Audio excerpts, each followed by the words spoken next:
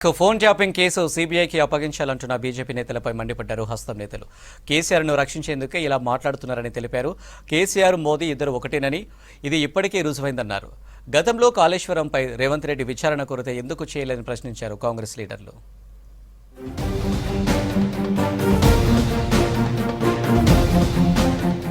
అన్నారం ముంపు బాధిత రైతుల సమస్యను పరిష్కరిస్తామని హామీ ఇచ్చారు మంత్రి ఉత్తమ్ కుమార్ రెడ్డి.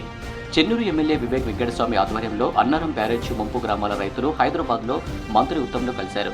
అన్నారం బ్యారేజ్ వల్ల పంట పొలాలు నీట మునిగిపోతున్నాయని తెలిపారు అన్నదాతలు. బీరెల్లి, ముత్తారావుపల్లి, సుందరశాల, నర్సక్పేట్, దుగ్నేపల్లి, వెంకంపేటకు చెందిన దాదాపు 100 మంది రైతులు వివేక్ ఆధ్వర్యంలో మంత్రిని కలిశారు. సమస్యలతో కూడిన వినతి పత్రాన్ని అందజేశారు. సానుకూలంగా స్పందించిన ఉత్తమ్ కరకట్ట కట్టేందుకు 200 కోట్ల నిధులు విడుదల చేస్తామని హామీ ఇచ్చారు.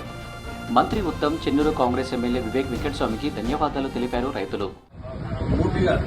ఇంతకుముందు 30 లక్షల రూపాయలు ఇప్పుడు ఎంత ఉన్నాయి అక్కడ?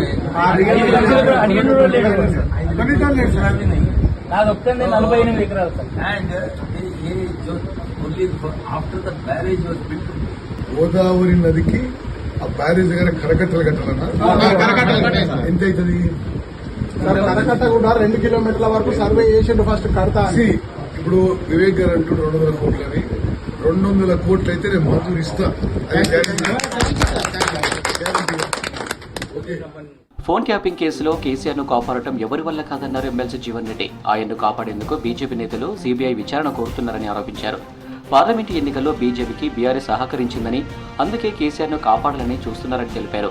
బిఎల్ సంతోష్ను ఎమ్మెల్యేల కొనుగోలు కుట్రలో ఇరికించారని బీజేపీ ఆరోపిస్తుందని, అది నిజమైనప్పుడు కేసీఆర్పై ఎందుకు చర్యలు తీసుకోలేదని ప్రశ్నించారు జీవన్ రెడ్డి. ఈ నేలను వెళ్ళి బెయిల్అవుట్ చేయాలి, ఏ విధంగా కాపాడాలనేటువంటి ఒక తాపత్రయంతో ఈ అంశాన్ని పక్కదారి పట్టింపు చేయాలనేటువంటి ఒక ఆలోచనతో నిరసన దీక్షలు చేస్తుంటే యావత్ రాష్ట్ర ప్రజానికే గమనిస్తుందని చెప్పి అంటున్నాను. వీళ్ళు కేంద్ర ప్రభుత్వ ఏజెన్సీస్ తోని దాన్ని విచారణ చేపించడమే కాకుండా జ్యుడిషియల్ ఎంక్వైరీ ఆర్డర్ చేయడం జరిగింది. న్యాయ విచారణ నిష్పక్షపాతంగా ఉంటుంది.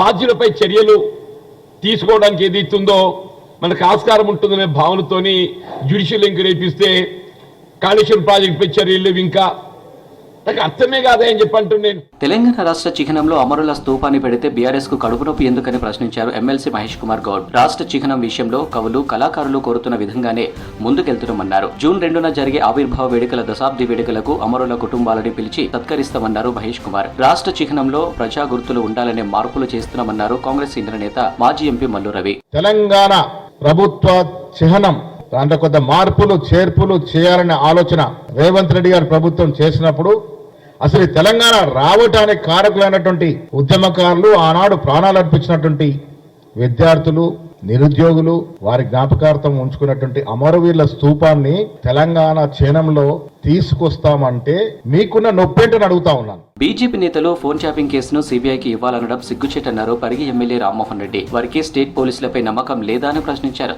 గతంలో కాళేశ్వరంపై సీబీఐతో విచారణ చేయాలని రేవంత్ రెడ్డి కోరితే ఎందుకు పట్టించుకోలేదన్నారు రామ్మోహన్.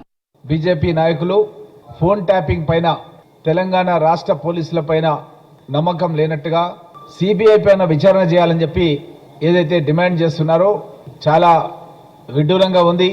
మల్కాజ్గిరి పార్లమెంట్ సభ్యునిగా, పిసిసి అధ్యక్షునిగా పలుసార్లు సిబిఐకి నేరుగా వెళ్లి కాళేశ్వరం పైన విచారణ చేయాలని చెప్పి డిమాండ్ చేస్తే ఈ బీజేపీ ప్రభుత్వం కానీ, రాష్ట్ర బీజేపీ నాయకత్వం కానీ కనీసం పట్టించుకున్న దాఖలాలు లేవు. ఫోన్ ట్యాపింగ్ కేసును సీబీఐకి ఇవ్వాలంటూ బీజేపీ చేస్తున్న ఆందోళనపై ఫైర్ అయ్యారు హస్తం నేతలు. బీజేపీ వన్నీ ఒట్టి నాటకాలన్నీ మండిపడుతున్నారు.